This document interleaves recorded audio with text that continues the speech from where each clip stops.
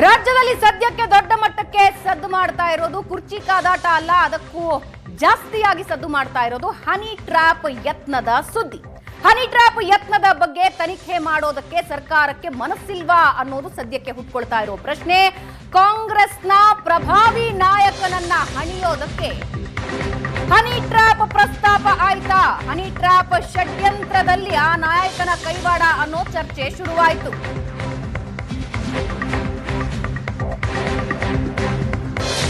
ಇದು ಕೇವಲ ಪ್ರಭಾವಿ ನಾಯಕನನ್ನ ಹಣಿಯೋದಕ್ಕೆ ಪ್ರಸ್ತಾಪ ಮಾಡಿದ ವಿಷಯವಾ?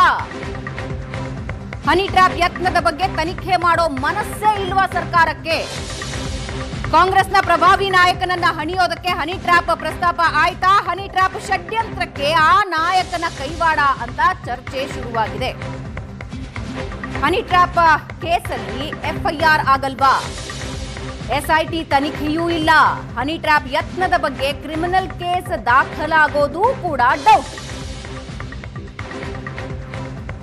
ಸಿಎಂ ಸಿದ್ದರಾಮಯ್ಯ ಅವರ ಹತ್ರ ದೂರು ಕೊಡೋದಕ್ಕೆ ರಾಜಣ್ಣ ಅವರಿಗೆ 1 ವಾರದ ಕಾಲ ಬೇಕಾಯ್ತು. 4 ದಿನ 5 ದಿನ ತಗೊಂಡು ಹೋಗಿ ಇದರ ಬಗ್ಗೆ ಮಾತಾಡಿದ್ರು.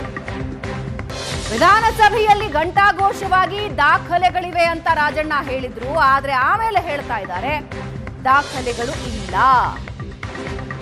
ಸಿಸಿಟಿವಿ ಹಾಕಿಸಿರ್ಲಿಲ್ಲ. ನಿನ್ನೆ ಗೃಹ ಸಚಿವ ಪರಮೇಶ್ವರ್ ಅವರಿಗೆ ಕೆಎನ್ ರಾಜಣ್ಣ ದೂರು ಕೊಟ್ಟಿರ್ತಾರೆ. ರಾಜಣ್ಣ ಕೊಟ್ಟ ದೂರನ್ನ ಡಿಜಿ ಐಜಿಪಿಗೆ ಪರಮೇಶ್ವರ್ ರವಾನಿಸಿದ್ದಾರೆ. ತಮ್ಮದೇ ಸರ್ಕಾರದ ನಾಯಕರ ವಿರುದ್ಧ ಹನಿ ಟ್ರ್ಯಾಪ್ ನಡೀತಾ ಇದೆ, ಒಂದಷ್ಟು ಜನರಿಗೆ ಹನಿ ಟ್ರ್ಯಾಪ್ ಆಗಿದೆ ಅನ್ನೋ ಪ್ರಸ್ತಾಪ ಆಗತ್ತೆ, ಅದರ ಬಗ್ಗೆ ಚರ್ಚೆ ಆಗತ್ತೆ, ಅದು ವಿಧಾನಸಭೆಯ ಅಂಗಳದಲ್ಲೇ.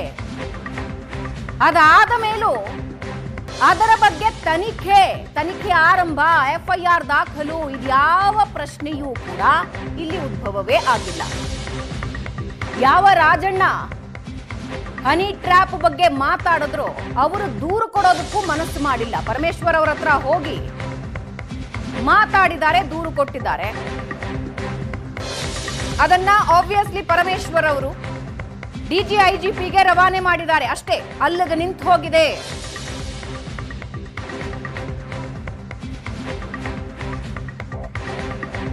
ಹಾಗಾದ್ರೆ ಸರ್ಕಾರಕ್ಕೆ ತನಿಖೆ ಮಾಡೋ ಮನಸ್ಸೇ ಇಲ್ವಾ? ಇದು ರಾಜಕೀಯ ದಾಳವಾಗಿ ಬಳಕೆಯಾಯ್ತಾ? ಅಷ್ಟೇನಾ? ಇದರ ಬಗ್ಗೆ ಈಗ ಬಿಜೆಪಿ ನಾಯಕರು ಮಾತಾಡ್ತಾ ಇದ್ದಾರೆ. ರಾಜಣ್ಣ ಅಷ್ಟೇ ಅಲ್ಲ, ಸಿಎಂ ಕೂಡ ಹನಿ ಟ್ರ್ಯಾಪ್ ಆಗಿರಬಹುದು ಅಂತ ಅನುಮಾನ ಇದೆ ಅಂತ ಪರಿಷತ್ ವಿಪಕ್ಷ ನಾಯಕ ಛಲವಾದಿ ನಾರಾಯಣಸ್ವಾಮಿ ಹೇಳಿದ್ದಾರೆ. ಒಂದು ದೊಡ್ಡ ಗಂಭೀರ ಆರೋಪ ಛಲವಾದಿ ನಾರಾಯಣಸ್ವಾಮಿ ಅವರಿಂದ. ತನಿಖೆ ಆದ್ರೆ ಇವರದ್ದು ಎಲ್ಲ ಆಚೆ ಬರುತ್ತೋ ಅನ್ನೋ ಭಯ ಇದೆ ಅಂತ ಛಲವಾದಿ ಹೇಳ್ತಾ ಇದ್ದಾರೆ. ಅದಕ್ಕೆ ಅಂತಾನೆ ಸಿಎಂ ಸಿದ್ದರಾಮಯ್ಯ ಈ ಬಗ್ಗೆ ತನಿಖೆಗೆ ಸೂಚಿಸ್ತಾ ಇಲ್ಲ ಅಂತ ಕಿಡಿಕಾರಿದ್ದಾರೆ. ತನಿಖೆ ಮಾಡ್ತೀವಿ ಅನ್ನೋದು ಬಿಟ್ರೆ ಸಿದ್ದರಾಮಯ್ಯ ಇನ್ನೇನು ಹೇಳ್ತಾ ಇಲ್ಲ. ಪರಿಷತ್ ವಿಪಕ್ಷ ನಾಯಕ ಛಲವಾದಿ ನಾರಾಯಣಸ್ವಾಮಿ ಗಂಭೀರ ಆರೋಪ ಮಾಡ್ತಾ ಇದ್ದಾರೆ.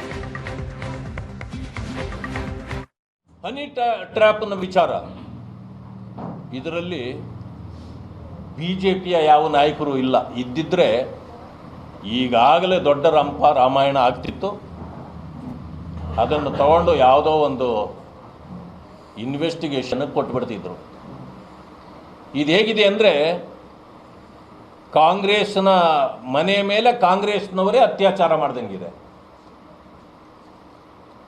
ಕಾಂಗ್ರೆಸ್ ನಾಯಕರ ಮೇಲೆ ಹನಿ ಟ್ರ್ಯಾಪ್ ಮಾಡಿಸ್ತಾ ಇರತಕ್ಕಂಥ ಅವಸ್ಥೆಯನ್ನು ಇವತ್ತು ನಾವು ಕಾಣ್ತಾ ಇದ್ದೇವೆ. ಆದ್ದರಿಂದ ಅವರಿಗೆ ಮುಜುಗರವೂ ಇಲ್ಲ, ನೋವಿಲ್ಲ. ಒಟ್ಟಿಗೆ ಏನಂದರೆ, ನನ್ನ ವಿರುದ್ಧ ಮಾತಾಡೋವನ ಬಗ್ಗು ಬಡಿಬೇಕು. ಮೊದಲೆಲ್ಲ ಜಗಳ ಮಾಡ್ತಿದ್ರು, ಬೀದಿಯಲ್ಲಿ ಕಿತ್ತಾಡ್ತಿದ್ರು. ಈಗ ಕಿತ್ತಾಡೋದು ಬೇಕಾಗಿಲ್ಲ. ಅವನು ಸಾಯಲೂಬಾರ್ದು, ಬದುಕಲೂಬಾರ್ದು, ನನ್ನ ವಿರುದ್ಧ ಮಾತಾಡಿದವನು. ಇಂಥ ಪರಿಸ್ಥಿತಿ ಯಾವ ಕಾರಣದಲ್ಲಿ ನಾವು ಕಂಡಿದ್ವಿ? ಇಷ್ಟಾದರೂ ಕೂಡ ಹನಿ ಟ್ರ್ಯಾಪ್ನ ಬಗ್ಗೆ ಒಂದು ಮಾತನ್ನು ಕೂಡ ಮಾನ್ಯ ಮುಖ್ಯಮಂತ್ರಿಗಳು ಮಾಡಿಲ್ಲ, ಮಾತೇ ಆಡಿಲ್ಲ. ಅವರು ಇನ್ವೆಸ್ಟಿಗೇಷನ್ ಮಾಡಿಸೋಣ ಅಂತಂದಿದ್ದು ಮಾತು ಬಿಟ್ಟರೆ ಇವತ್ತಿನವರೆಗೂ ಒಂದು ಮಾತಾಡಿಲ್ಲ. ಅಂದಮೇಲೆ ಮುಖ್ಯಮಂತ್ರಿಗಳಿಗೂ ಹನಿ ಟ್ರ್ಯಾಪ್ನ ಭಯ ಏನಾದರೂ ಇದೆಯಾ? ಅನುಮಾನ ಪ್ರಾರಂಭ ಆಗತ್ತೆ. ಅವ್ರಿಗೂ ಏನೋ ಭಯ ಇರಬೇಕು, ನಂದು ಎಲ್ಲಾದರೂ ಇದೆಯಾ ಅಂತ. ಈಗೇನಾದರೂ ಇನ್ವೆಸ್ಟಿಗೇಷನ್ ಆದರೆ ಇದರಿಂದ ನಾನು ಏನಾದರೂ ಹೊರಗಡೆ ಬರ್ತೀನಿ ಅನ್ನೋ ಅನುಮಾನ ಇದೆಯಾ ಅವ್ರಿಗೆ? ಭಯ ಇಲ್ಲ ಅಂದರೆ ನೀವು ಕೊಡಲಿಕ್ಕೆ ನಿಮಗೆ ಏನಾಗಿದೆ?